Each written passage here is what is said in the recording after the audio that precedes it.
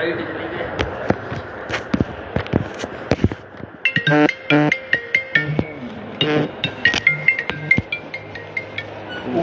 बढ़िया जी, अच्छा।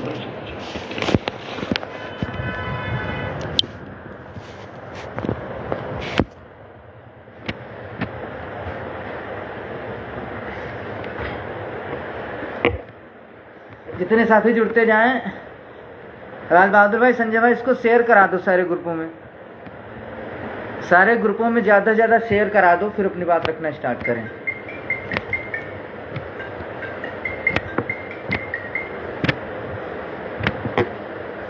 सारे ग्रुपों में शेयर करा दो संजय भाई।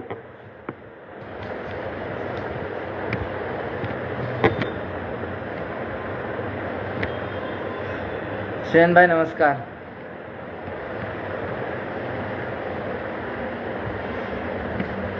संजय भाई सारे ग्रुपों में डलवा दो।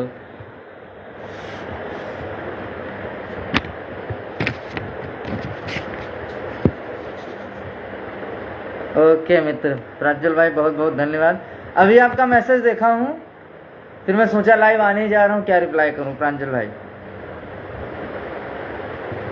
संजीव भाई गुड आफ्टरनून, प्रदीप राज भाई राम राम भाई। 10-20 लोग और जुड़ जाएं, फिर बात रखना स्टार्ट करते हैं।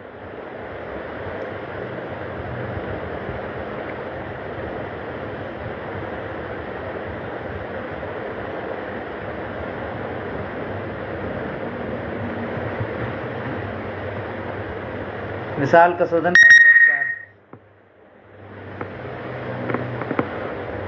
रवि भाई नमस्कार।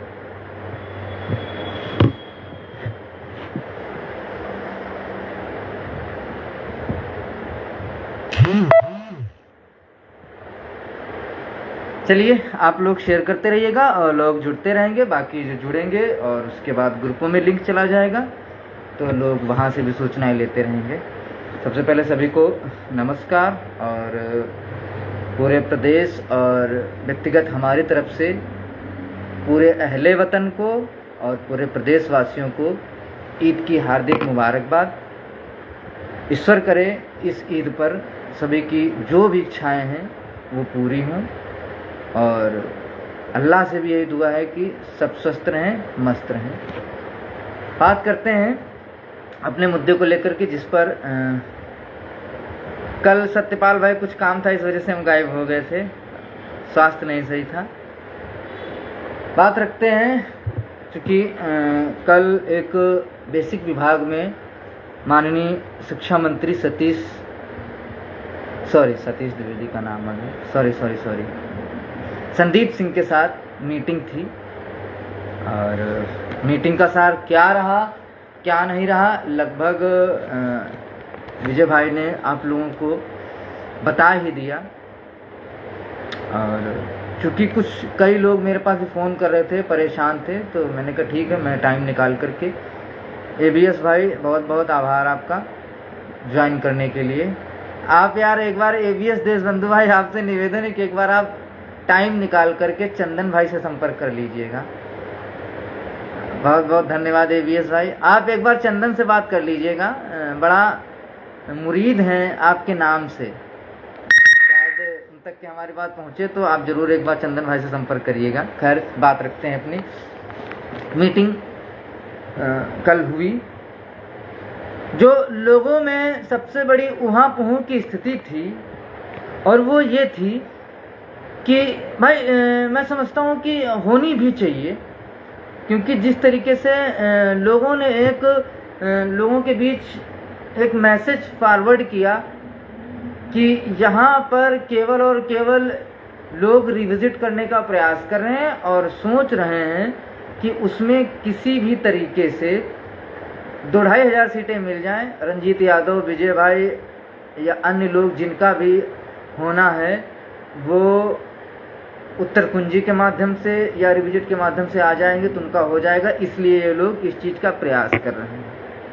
लोगों में इस चीज़ को लेकर के बहुत ज़्यादा संशय था, और मैं समझता हूँ होना भी चाहिए, स्वाभाविक है, क्योंकि बात नौकरी की है, और इतना संघर्ष करने के बाद कोई भी चीज़ों को इस तरीके से अलग होते या अपना सिलेक्शन ना होते नहीं देखना चाहता। उसी को मद्देनज़र रखते हुए, ध्यान में रखते हुए, कल हमारा प्रतिनिधिमंडल माननीय शिक्षा मंत्री जी से माल एवेन्यू में उनके आवास पर मिला था, जिसको लेकर के बहुत सारे लोगों में वहाँ पे किसी की कौन डेलीगेशन में जाएगा, कौन नहीं जाएगा। क्योंकि विजय भाई का प्रयास था कि डेलीगेशन ऐसा होना चाहिए जिसमें सभी की महत्वाकांक्षाएं समाहित हों। महत्वाकांक्षाओं का मतलब जिनका थोड़ा सा गुणांक कम है, तो वो ये ना सोच पाए कि हमारी बातें नहीं रखी गई, या जो मध्यम वर्गीय गुणांक था उनको भी लेकर के जाया गया, जो उच्च गुणांक था उनको भी प्रतिनिधित्व दिया गया, साथ साथ में हमारी बहनें थीं उनको भी प्रतिनिधित्व दिया गया, और इसके साथ साथ एससी कैटेगरी में हमारे बड़े भाई नवनीत भाई थे, रामदयाल भाई थे। लगभग सारी चीज़ों को बैलेंस करते हुए कि कोई गलत मैसेज ना जाए लोगों में कि ये लोग गलत करवाने का प्रयास करें। क्योंकि जब हमारे अंदर किसी तरीके की कोई गंदगी नहीं है तो हम नहीं चाहते हैं कि और लोग बैठे हैं कि बस किसी तरीके से इनके प्रति कोई नकारात्मक चीज़ मिले, बस उसको लेकर के हम इशू बनाएं। तो उन सब चीज़ों को ध्यान में रखते कल हम लोगों की मीटिंग हुई, और चूँकि कई दौर की मीटिंगें अधिकारियों से भी हुई जो आप लोगों के बीच में शेयर नहीं की गई हैं। हफ्ते में मीटिंगें हम लोगों की होती रही अधिकारियों के साथ, लेकिन बहुत सारी चीज़ें आपसे शेयर नहीं की गई, ना हम शेयर करेंगे। मैं समझता हूँ और समझ भी रहा हूँ, और शायद आप लोग भी समझ रहे हो कि देखिए ये बेसिक की नौकरी है।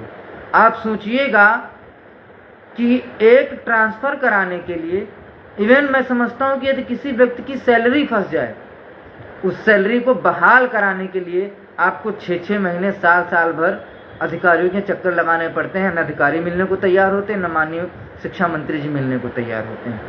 आपके मुद्दे को लेकर के पूरा विभाग, माननीय शिक्षा मंत्री जी, प्रमुख सचिव साहब, सब लोग प्रतिबद्ध हैं।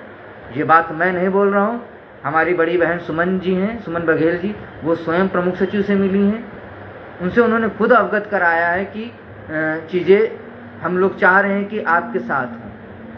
कल एक चीज़ बहुत बढ़िया हुई, उसके गवाह मैं बता दूं, एक भैया जो एटा से आए थे, गंगवार करके कुछ नाम था, मुझे एग्जैक्ट नाम अरुण गंगवार करके नाम था। चाहे आप उन लोगों से पूछ लीजिए, रीता शेखर दीदी थी, नवीन भाई थे, सब लोग थे, आप किसी से पूछ सकते। शिक्षा मंत्री का मेन फोकस था कि हम पूरी 6800 को लेकर के साथ में चलेंगे। मतलब हम एक पद न कम करने वाले हैं, ज़्यादा का हमें पता नहीं है। तो हम किसी भी तरीके से किसी भी कैंडिडेट का अहित नहीं चाहते हैं। यानी कि यदि कल को 6800 लेकर के विभाग प्रोसीड करता है तो उसमें यह नहीं होगा कि 6800 से वो सीटें 6890 हो जाएं या 99 हो जाएं, जो भी रहेंगी, या 6790 हो जाए, 99, जो भी चीज़ें रहेंगी पूरी 6800 एग्जैक्ट रहेंगी। उससे ज़्यादा होने की प्रबल संभावना है। इन्होंने रिविजिट किया तो उम्मीद है, और ये बड़ा एक अच्छा हम लोग सोच भी पा रहे हैं कि ईश्वर ने चाहा तो 6800 से ज़्यादा ही सीटें रिविजिट में मिलेंगी। ये मेरा व्यक्तिगत एनालिसिस है, मेरे विचार हैं, इसको विभाग से या किसी व्यक्ति विशेष से ना जोड़ा जाए। तो ये कल की मीटिंग के कुछ मैंने बातें रखी हैं। मीटिंग बहुत सकारात्मक रही है। लोग उस पर क्या टिक्का टिप्पणी करते हैं, मुझे लगता है कि बहुत ज़्यादा उस पर हम लोगों को ध्यान नहीं देना चाहिए। आप लोगों को पता होना चाहिए कि जब हम लोग थर्ड काउंसलिंग के लिए प्रयास कर रहे थे, लीगली तौर पे बिल्कुल सही थी, नियम कानून सारी चीज़ें बिल्कुल सही थी, तब उन्होंने उस चीज़ को 1.5 साल लंबा खिंचवा करके संघर्ष करा करके तब नियुक्ति दी। भले उसमें हमारा नहीं हो पाया, लेकिन हमारे बहुत सारे भाइयों का भला हुआ और आज वो बेसिक में अपनी सेवाएं दे रहे हैं। साथ साथ मैं आप लोगों को बताता चलूं कि जिस तरीके से विभाग का माननीय शिक्षा मंत्री का इंटेंशन है, मैं समझता हूं कि ईश्वर ने चाहा तो बहुत जल्द हम लोग जिस चीज़ के लिए हमने सपने देखे हैं, अपने माँ बाप को सपने दिखाए हैं और अपने समाज में खोया हुआ सम्मान पाने के जो सपने देख रहे हैं, ईश्वर ने चाहा तो बहुत जल्द पूरे होंगे। अब बात आती है कि 30 अप्रैल को लेकर के बहुत बड़ा इशू बनाया जा रहा है। देखिए, बेसिकली इसमें 2-3 लोग हैं, जैसे अंकित यादव हो गए, हमारे बड़े भाई सरवन जी हो गए, बड़ा फड़फड़ा रहे हैं कि 30 अप्रैल तक देखूंगा, उसके बाद मैं किसी की नहीं सुनूंगा। तो देखिए सरवन भाई, आपको मैं अवगत कराता चलूं कि आपके पास लगभग जो मेरी जानकारी है समथिंग 8 लाख के समथिंग रुपया आ चुका है। ठीक है, आप चाहो तो कल के कल डीवी चले जाओ। मुझे नहीं लगता है कि आपके पास विजय भाई ने व्यक्तिगत कॉल की होगी, ने रंजीत यादव ने व्यक्तिगत कॉल की होगी, या किसी ने कॉल की होगी, मत जाना। यदि हमने मैसेज डाला है, यदि विजय भाई ने कोई मैसेज लोगों में डाला है कि आप लोग 30 अप्रैल तक इंतजार करिए, तो कुछ न कहीं त्रिलोकी भाई नमस्कार, ठीक है भैया, कहीं न कहीं हम लोगों को लग रहा है कि चीजें हमारे पक्ष में हो सकती हैं। वो 30 अप्रैल भी हो सकती है, 15 मई भी हो सकती है, 30 मई भी हो सकती है। लेकिन हम लोगों ने एक अपने ये समझिएगा कि हम लोग जब मेहनत करते हैं, जब अधिकारियों मंत्रियों से मिलते हैं, तो एक जो अपना लक्ष्य निर्धारित करते हैं वो टुकड़ों में निर्धारित करते हैं कि हमें 30 दिन में या 30 तारीख तक के हमें हर हाल में कुछ विभाग से इशू करवा लेना है। अब उसको कुछ लोग विजय भाई को शिक्षा मंत्री घोषित किए दे रहे हैं या अधिकारी घोषित करें कि उनका 30 तारीख का मतलब 30 तारीख। अरे यार, तुम्हारे बाप के नौकर हैं, तुम्हारा चंदा खाए हैं। प्रदेश में, पूरे प्रदेश में कोई बता दे, पूरे प्रदेश में कोई बता दे कि रंजीत यादव का कभी सोशल मीडिया पे अकाउंट आया हो, या पूरे प्रदेश में यहाँ पे 150 लोग मुझे सुन रहे, कोई सिंगल लड़का मैसेज कर दे कि रंजीत यादव ने हमें पर्सनली मैसेज करके 1 रुपया मांगा है। मैं फिर आज बताता चलूं, ये जो प्रयास हो रहा है, मैं अपनी व्यक्तिगत नौकरी के लिए प्रयास कर रहा हूं। मैं समाज का ठेकेदार बन के नहीं हूं, मैं पहले बता दे रहा हूं।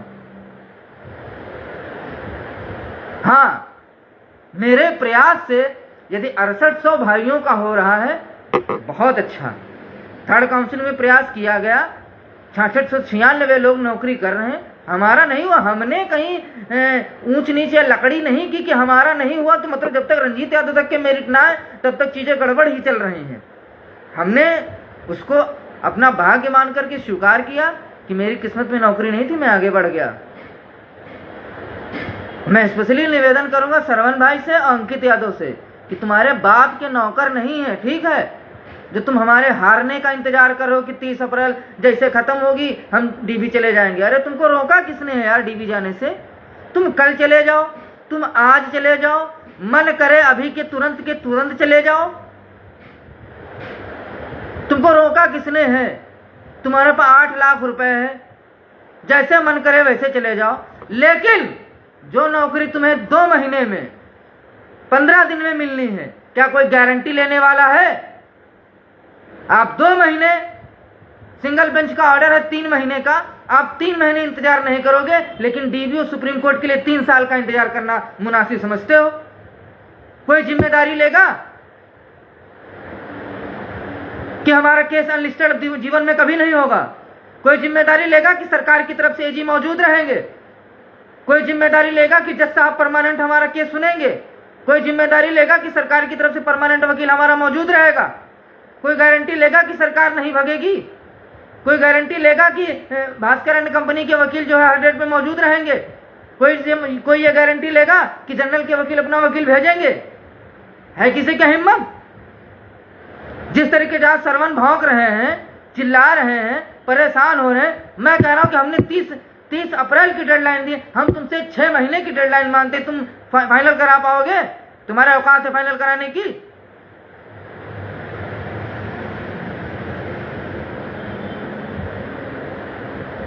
ढंग से हिंदी नहीं बोल पाते हो, आए हो सुबह से दिमाग खराब। अरे तुम्हारा मन हो, तुमको रोका किसने है भाई?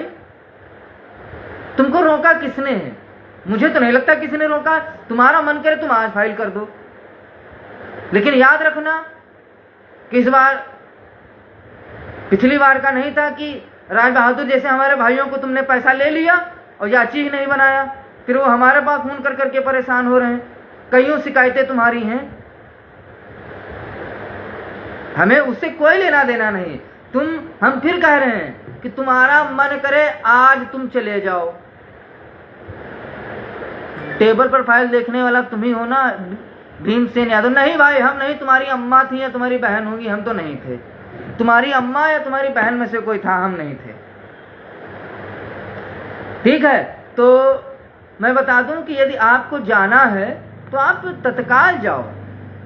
आप कोई, यदि आपको विजय भाई रोकें, अमरेंद्र भाई रोकें, रंजीत यादव रोकें या कोई अन्य रोके, तब आप बोलो कि हमें रोका गया,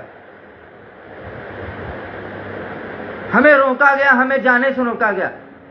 हमें यह भी पता है कि तुम्हारी इतनी अंदर क्षमता नहीं है कि तुम ढंग से ड्राफ्टिंग करा पाओ।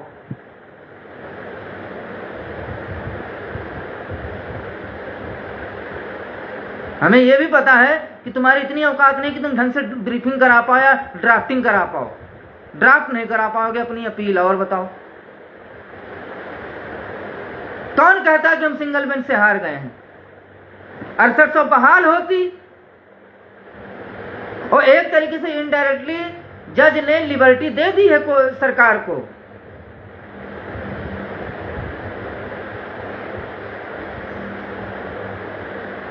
एक तरीके से कोर्ट ने सरकार को लिबर्टी दे दी है कि आप जो सरकार चाहती थी वही हुआ। भाई अगर 867 की लिस्ट को उन्होंने रिविजिट के लिए बोला, इसका मतलब है कि कोर्ट ने गलतियां मानी हैं, सरकार ने अपनी गलतियां मानी हैं, तभी वो रिविजिट के लिए बोल रहे हैं। यदि वो रिविजिट को ना बोलते तो या फिर ये जो एक उन्होंने ये बताया है कि जो लोग बाहर हो रहे हैं आप उनके लिए कोई स्पेशल नियम बना सकते, क्या जरूरत थी कोई कानून बनाने की? क्या जरूरत थी? यानी कि ये दिमाग में जज के भी है और सरकार के भी है कि गलतियां हमने की थी, उसको जज ने एक्सेप्ट कर लिया है। उसी की एवज में उन्होंने हमें लिबर्टी दी है कि आप किसी भी 256 का पावर दे दिया है कि आप जो बाहर हो आप उनको अंदर लीजिए और आप 67 की लिस्ट को कोर्ट के आदेश के माध्यम से, अभी तक के आपने स्वयं रिविजिट की थी, आज आप अपने कोर्ट के आदेश के माध्यम से आप रिविजिट करिए ताकि वो और ज्यादा विश्वसनीय हो जाए वो लिस्ट और ज्यादा पारदर्शिता के साथ लोगों के समक्ष आ सके। इसलिए कोर्ट ने आदेश दिया कि चाहे अब रिविजिट में वो 6700 आए, 8000 आए, 7112 आए, क्या है वो अलग बात है।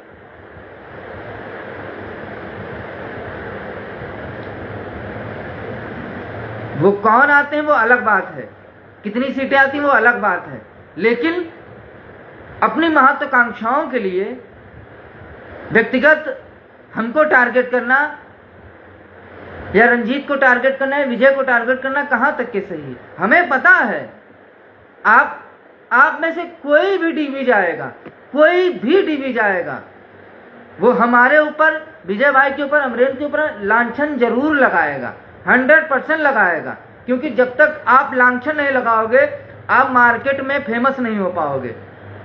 जब तक आप फेमस नहीं हो पाओगे लोग आपसे याची नहीं बनेंगे। जब तक याची नहीं बनेंगे तब तक तुम्हारा चंदे का धंधा नहीं चल पाएगा। जब तक चंदे का धंधा नहीं चल पाएगा तब तक तुम लखनऊ में नहीं रुकोगे। लखनऊ में आते हो, तुमको ढंग से बोलना नहीं आता है, पेचिस आने लगती, तुम अधिकारियों के मिलने नहीं जाते हो। अरे मूर्ख, तुम उस दिन लाइव में क्या कह रहे थे कि जिंदगी बीत जाएगी, चाहे नौकरी मिले चाहे मिले, मैं अधिकारियों से मिलने सही नहीं जाओगे, तुम्हारी क्षमता ही नहीं मिलने की। तुम मिलोगे क्या? क्या मिलोगे?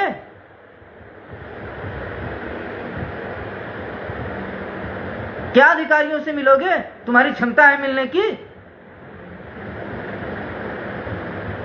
बेवजह लड़ाई ना पालो, बेवजह टारगेट करना बंद कर दो। 1.5 साल टारगेट किए, बदले में क्या हुआ सब लोग देख रहे हो। सब लोग देख रहे हो कि जो टारगेट हुए 1.5 साल में क्या निकला। टारगेट ना करो। आप पूरा प्रदेश सुनेगा इस वीडियो को, समझना। जो भी 6800 में से कोई भी डीबी में जाएगा वो 1000 लांछन हमारे ऊपर लगाएगा, विजय भाई के ऊपर लगाएगा, अमरेंद्र के ऊपर लगाएगा, तभी वो जाएगा। ईमानदारी से नहीं जा सकते हो, मतलब एकदम चिल्लम चिल्ली नहीं करोगे, नहीं मानोगे। जब तक मुंह नहीं खुलवाओगे नहीं मानोगे। एक मनोज चौरसिया है जो अपने घर का नहीं हुआ, उसके खुद के घर के 6800 की लिस्ट में थे, उनका नहीं हुआ, वो हमको, अरे मुझे टारगेट करके तुमको क्या मिल जाएगा? मैं तुम्हारा जीजा हूं जो मुझे टारगेट कर रहे हो? तुमको डीबी में जाना है, सुप्रीम कोर्ट जाना है, इंटरनेट, तुमको रोका कौन है यार? जाओ ना। किसने रोक दिया तुमको कि ना जाओ? मुझे तो नहीं लगता किसी ने रोका है, जाओ। लेकिन याद रख लेना, जा तो रहे हो, राहुल मौर्य बनकर वापस मत आना। डीबी जिसको ज्यादा चिल्लम चिल्ली मची है चला जाए, लेकिन राहुल मौर्य बनकर के मत आना कि डीबी गए, राजन राय से ऐसा ऑर्डर लिखवा लेकर के आए कि पूरा 6800 रगड़ गया रगड़ गया रगड़ गया।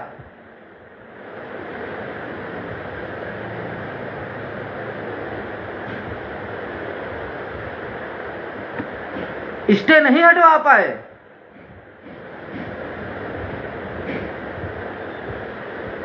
तो ऐसा काम मत करिएगा, क्योंकि और हाँ, सबसे बड़ी बात यह है, जो लोग कहते हैं कि डीबी चलना, अरे ज्यादा तुमको शौक है ना, जाओ अपनी जमीन जरिया बेच डालो, लड़ो जाके, नौकरी तो तुम्हारी भी है ना। लूटने का अड्डा बना लिए हो, मुंह उठाए बस चले आए यहाँ, चिल्ला दिए, बंद हो गया। आके 10 एलिगेशन हमारे ऊपर, 20 एलिगेशन विजय भाई के ऊपर, 50 एलिगेशन अमरेंद्र के ऊपर लगा करके बस डीबी चलो, हो गया कल्याण, चलो डीबी। इतना शौक तुमको लड़ने का है ना, जाओ अपनी जमीन जरिया बेच डालो, जाकर जमीन जरिया बेच के खूब डीबी लड़ो, देखें कौन रोकने आता है।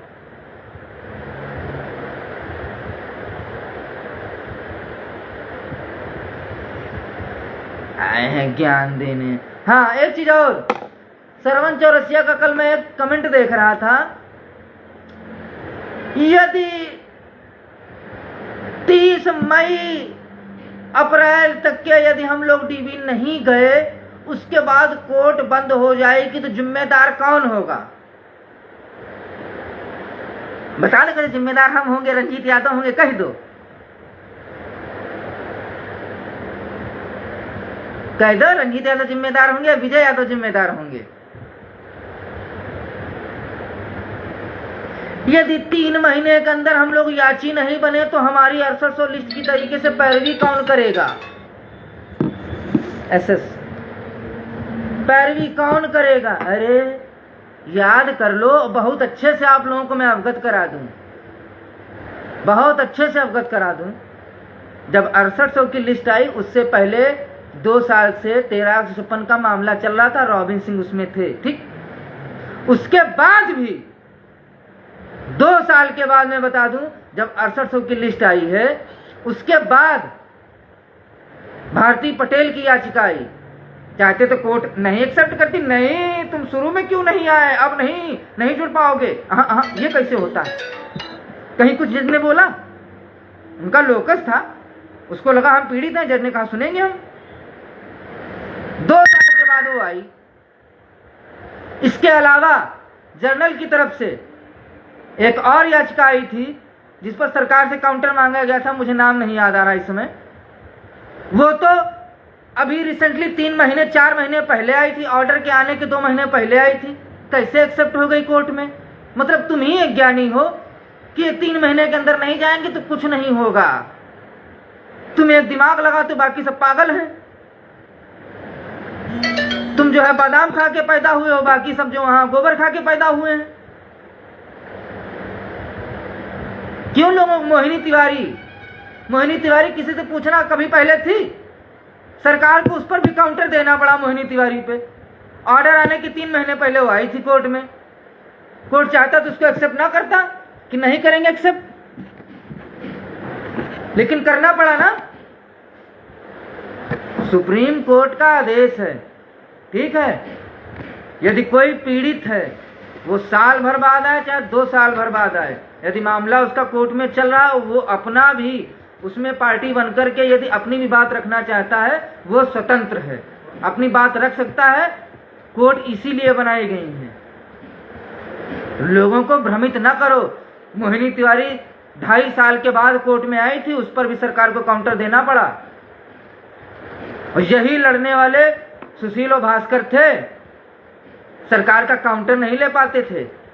मोहिनी तिवारी पर काउंटर सरकार को देना पड़ा। सरकार नहीं चाहेगी ना। 68,500 का मामला देख लीजिए, 12,460 का मामला देख लीजिए। आज भी मामले पानी मांग रहे हैं कोर्ट में, डेट नहीं लग पा रही है। यही सरकार वहां भी अपना सब कुछ कर रही है। जब 6800 की लिस्ट आई, सरकार थोड़ा सक्रिय हुई, इसको करना चाहती थी, इसलिए उसने पैरवी की, इसलिए मामला जल्दी सॉर्ट आउट हुआ।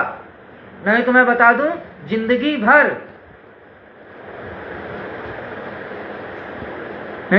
भर कोर्ट खेलोगे। अरे कोर्ट कहीं भागा जा रहा है? हमें प्रयास करने दो, प्रयास कर लिया जाए। सरकार भी साथ में है, कह रहे हैं, प्रयास करने में क्या जाता है? नहीं होगा तो अंतिम विकल्प हमारे पास कोर्ट है ही है, देखा जाएगा। फिर जैसा आप लोगों की सहमति बनेगी वैसा जो है लड़ा जाएगा। उसमें भी मैं बता दूं, आज मैं लिखित में दे रहा हूं, यदि ईश्वर न करे कभी डीबी जाना पड़े, और उम्मीद है कि जाना नहीं पड़ेगा, जो अभी तक की पैरवी रही है, ईश्वर ने चाहा तो डीबी नहीं जाना पड़ेगा। यदि 1% भी डीबी जाना पड़ेगा तो रंजीत यादव का अकाउंट नहीं होगा। सरवन चौरसिया, ध्यान से सुन लो, रंजीत यादव का अकाउंट नहीं होगा। यदि डीबी जाना पड़ा, उसी दिन रंजीत यादव लड़ाई छोड़ देंगे और बताओ, अपना काम धंधा, अपनी पढ़ाई पर ध्यान देना स्टार्ट कर देंगे।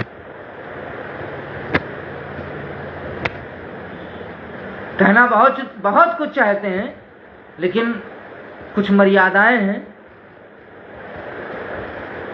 जिनको हम नहीं कह सकते।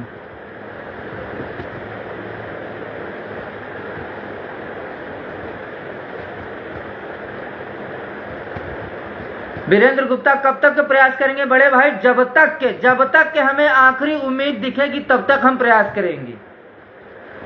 आपको क्या लगता है कि आपके घर में कोई बुजुर्ग आदमी हो, उसकी सांसें अटकी हो, और आप इंतजार में बैठे हो कि नहीं ये मरे, जल्दी इसको फूंक दे। वो पता चला वो 15-20 दिन की सांसें अटकी हैं, तो क्या तुम उसको हॉस्पिटल ला के फूंक दोगे, जिंदा जला दोगे?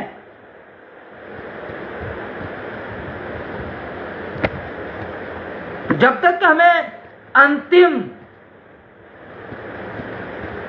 राह भी हमें नजर आएगी कि हम कुछ कर सकते हैं, हम प्रयास करेंगे।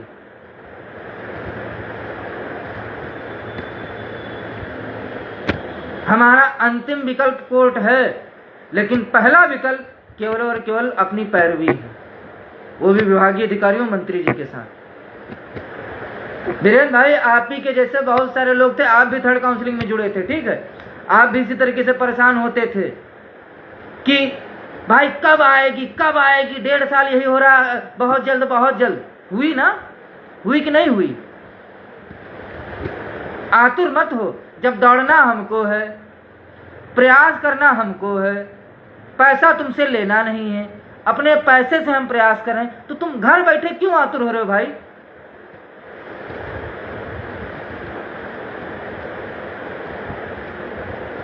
वीरेंद्र भाई, आप क्यों आतुर हो रहे हो भाई? आपसे चंदा तो लिया नहीं जा रहा है, आपको लखनऊ तो बुलाया नहीं जा रहा है, फिर आतुर क्यों हो रहे हो? और मैं एक चीज बता दूं, बहुत ध्यान पूर्वक सब लोग सुन लो।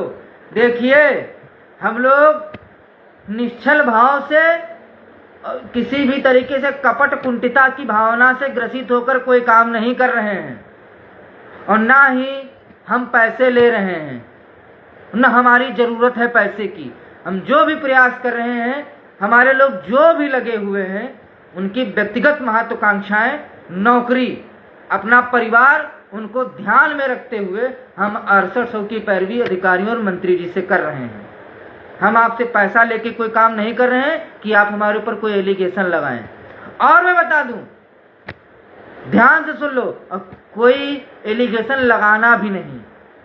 जो एलिगेशन लगाएगा, गौतमपल्ली थाने में उसका पिछवाड़ा उभरवा दिया जाएगा, जो चिपका हुआ उसको उभरवा दिया जाएगा, ये भी समझ लीजिएगा। न गंदा बोलेंगे अब, न गंदा सुनेंगे, अपनी तरफ से कभी कुछ नहीं बोलेंगे। न हम आपसे पैसा लेंगे, न हम आपकी एक बात सुनेंगे। आपको हमारा काम समझ में नहीं आता है, आप स्वयं आकर के 10-20 लोग अधिकारियों से मिलिए, मंत्री से मिलिए, पैरवी करिए, हमें कोई दिक्कत नहीं, हमें कोई आपत्ति नहीं। आप आओगे, अपनी नौकरी का प्रयास करोगे, हम आएंगे, अपनी नौकरी का प्रयास करेंगे। हम जा रहे हैं, अपनी नौकरी का प्रयास कर रहे हैं, आप आओ, अपनी नौकरी का प्रयास करो। लेकिन बेवजह एलिगेशन लगाना या खुद अपने आप को बेवजह गाली देना किसी को, तुम्हारे बाप के नौकर नहीं है किसी के, तो इस बार जो बेवजह की बातें करेगा तो इतना इतना जरूर सुझवा देंगे पिछवाड़ा, याद रख लेना। यही तो गौतमपल्ली में हम तो कुछ बोलेंगे नहीं, जो बोलेगा वो झेलेगा। आपका प्रश्न तब बन सकता है जब हम आपसे पैसे ले हों। हम पैसा नहीं ले रहे हैं, हम डेली लखनऊ में दौड़ भाग रहे हैं, 40-42 का टेम्परेचर है, डेली हम दौड़ते भागते हैं, और आपसे हमें कोई दिक्कत भी नहीं। हम ये भी आप लोगों से नहीं कहते कि आप लोग क्यों नहीं आते हो। भाई हमें भी पता है कि प्रदेश का 600, 500, 400, 300 किलोमीटर का लड़का लखनऊ में ही समय नहीं दे पाएगा। इस बेरोजगारी में, गरीबी में वो बेचारा अपना खर्च देखे कि लखनऊ का खर्च उठाए। ये चीज हमको भी पता है, ईश्वर ने हमको लखनऊ का निवासी बनाया है, हम लाभ उठा रहे हैं, हम पैरवी कर रहे हैं। उसके साथ साथ उस पैरवी से मैं समझता हूं कि पूरे 6800 या उससे ज्यादा लोगों का भला होगा। तो ये हमारा सौभाग्य होगा कि हमारे प्रयासों से लोगों को जीवन में खुशियां आएंगी। तो बेवजह एलिगेशन ना लगाए जाएं। सरवन चौरसिया, आपसे भी निवेदन है, आपको डीवी जाना, आप तत्काल जाइए, कोई दिक्कत नहीं, लेकिन बेवजह रंजीत यादव पर एलिगेशन मत लगाइए। ना हम आपके ऊपर एलिगेशन लगाएं, ना आप हमारे ऊपर एलिगेशन लगाएं। लेकिन हमें पता है आपकी महत्वाकांक्षा है कि जब तक रंजीत यादव को, विजय यादव को बदनाम नहीं करेंगे, अमरिंदर को बदनाम नहीं करेंगे, हमें पैसा कैसे मिलेगा। इस वजह से आप ये सब एलिगेशन स्टार्ट किए हो फिर से। तो निवेदन है, नौकरी ले लो। यदि कोई गारंटी देता हो कि हमारा केस अनलिस्टेड नहीं होगा, कई सारी बेंचें चेंज नहीं होंगी, सरकार के वकील मौजूद रहेंगे, हमारे वकील समय पे मौजूद रहेंगे, मामला हम 4-5 महीने में फाइनल करा लेंगे, तो आपका स्वागत है, आप आइए, कोर्ट में लड़िए, कोई दिक्कत नहीं। आप लोग 3 साल की बजाय यदि आप 3 महीने में नौकरी के लिए आतुर हो रहे हैं, 3 महीने का, 10 दिन का, 15 दिन का, 30 अप्रैल तक का, 25 मई तक का, जून तक का, जुलाई तक का इंतजार नहीं कर पा रहे हैं, आप लोग परेशान हुए जा रहे हैं, आपका पीड़ाएं हो रही हैं, और कोर्ट में आप 3 साल लड़ने के लिए प्रतिबद्ध हैं, तो ऐसे लोगों की हमारी शुभकामनाएं, आप कोर्ट में लड़िए। हम 3 महीने प्रेफर करेंगे नौकरी लेने के लिए, 3 साल नहीं लेंगे। एक चीज और आप लोगों को अवगत करा दूं, जिन लोगों के दिलो दिमाग में ये चल रहा है कि टीम टूट गई है, आपस में मतभेद हैं, ऐसा कहीं कुछ नहीं। सबकी व्यक्तिगत लाइफ में कुछ न कुछ काम होते हैं, फैमिली होती है। कभी जहां हम पहुंच पाते हैं वहां हो सकता है कि हमारे दूसरे साथी नहीं पहुंच पाए, जहां वो पहुंच पाते हम नहीं पहुंच पाते, जहां हम जाते हैं वो नहीं आते हैं, पहुंच पाते हैं। तो जैसा परिस्थितियां बनती हैं उसके अकॉर्डिंग हम लोग पहुंचते हैं। लेकिन हमारी टीम में किसी तरीके का कोई मतभेद नहीं, सब एक हैं, सबका पर्याय केवल एक है, नौकरी। सबका ध्येय केवल एक है, नौकरी। इसके अलावा हम लोगों का दूसरा कोई ध्येय नहीं बचा है इस जीवन में। किसी भी तरीके की कोई फूटन नहीं है टीम में, किसी तरीके का कोई मतभेद नहीं है और किसी तरीके की कोई कुंठित भावना नहीं है हम लोगों की। इसलिए आप लोग निश्चिंत रहें, हमारा प्रयास है और ईश्वर ने चाहा। एक चीज मैं बता दूं, प्रयास एक दिन सफल होगा, 100% सफल होगा। देख लेना, आप लोग भी कहने आओगे कि हाँ आप लोग सही बोलते थे। मेरे भाइयों, हमें 3 महीने का समय मिला है, हम क्यों आतुर हो रहे हैं? जो लोग ये बोलते हैं कि 3 महीने बाद आप याची नहीं बन पाओगे, ये नहीं कर पाओगे, वो सब दूसरे के तरीके के लोग हैं।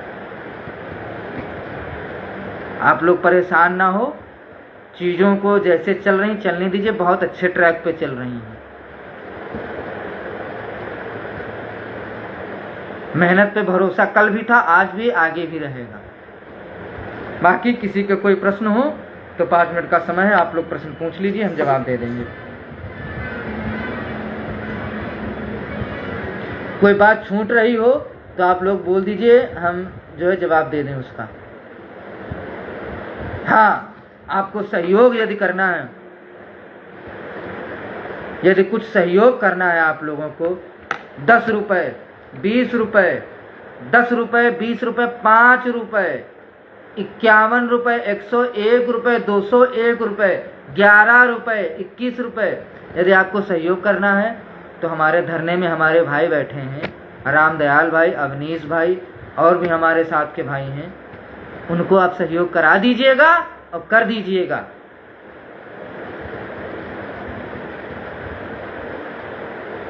ताकि हाँ अवनीश भाई पूछो।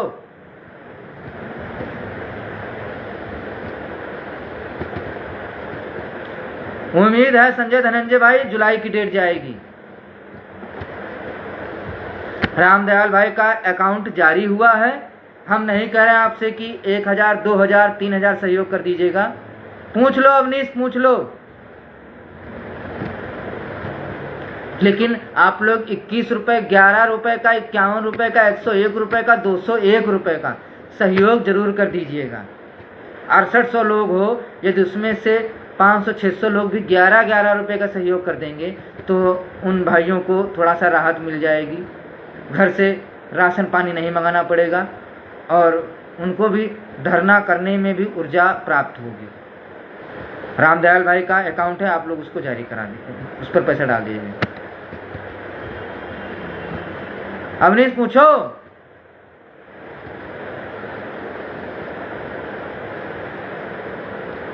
अरे छोड़ो, उसको क्या है कहना। ठीक है, तो यही सारी बातें थी।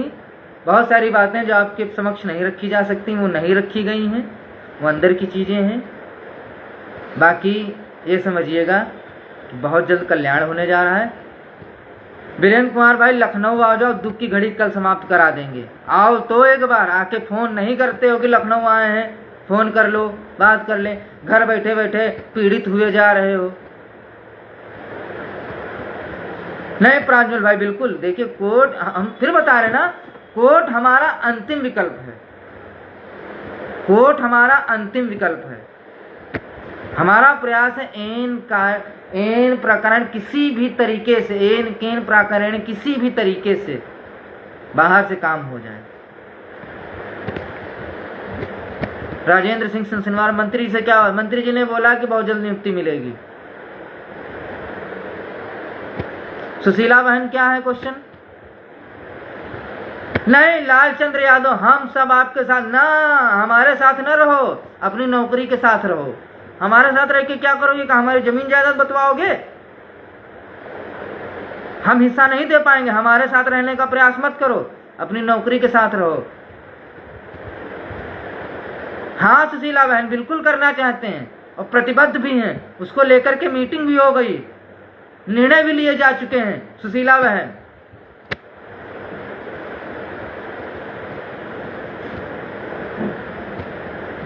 और किसी का कोई क्वेश्चन? हाँ लालचंद्र भाई, अपनी नौकरी के साथ रहो, रंजीत यादव चक्कर में न पड़ो। आज तुम हमारे साथ हो, कल बताओगे कि चलो आधा हिस्सा बंटवाओ, हम अपनी जायदाद का हिस्सा देते फिरे तुमको।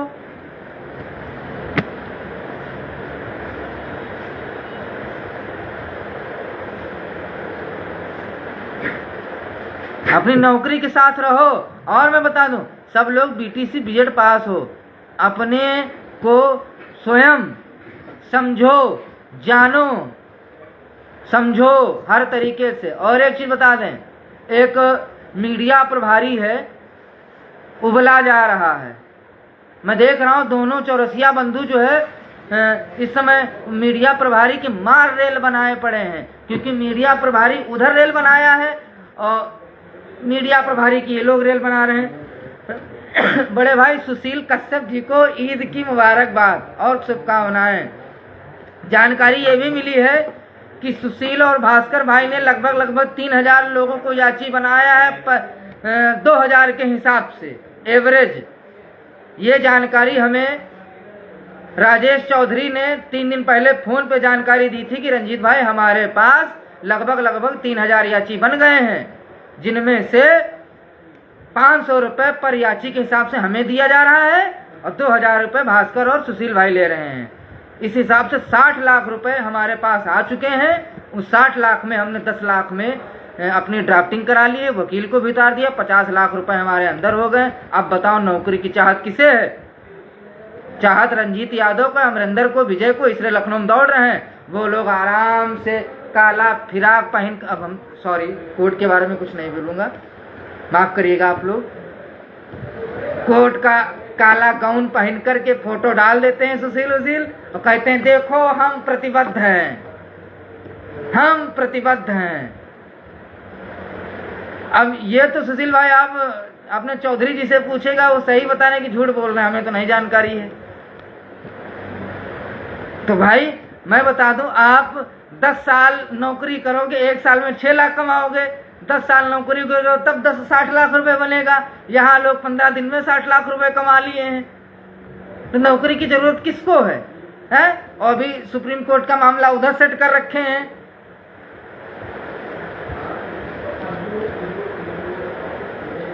सोचने वाली बात है, समझने वाली बात है। हम अपने आप को पिछड़ा दलित क्यों मानते हैं?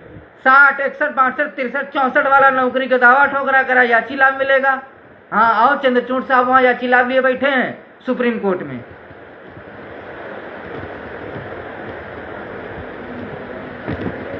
ओबीसी का 61, 62, 63, 64, 65 वाला जो है याची लाभ लेगा। और चंद्रचूड़ साहब बैठे हैं, तुमको याची लाभ दिलाएंगे, बहुत अच्छे से दिलाएंगे।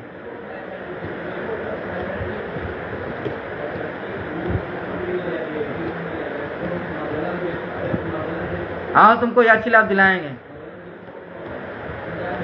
सुशील भाई, कोर्ट के बाहर ही 6800 सीटें मिली हैं और मैं बता दूं कोर्ट के बाहर ही 7112 सीटें मिलने जा रही हैं। दिमाग में बिठा लीजिए।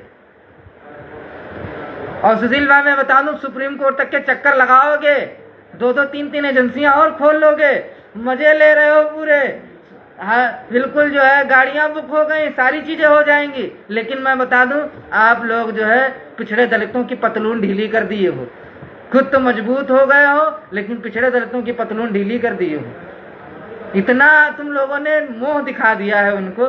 सोचिए, सुप्रीम कोर्ट का आदेश था, सुप्रीम कोर्ट के आदेश में उत्तर कुंजी में बोला गया कि जो भी आदेश दिया जा रहा है उसमें यही बोला जा रहा है कि जो आदेश है उसमें यह कहा जा रहा है, ऐसे अभ्यर्थी जो विभाग के अनंतिम कटाव में आ रहे हैं, यानी कि अंतिम कटाव में आ रहे हैं, जो उसको पार करें केवल उनको नियुक्ति दी जाए।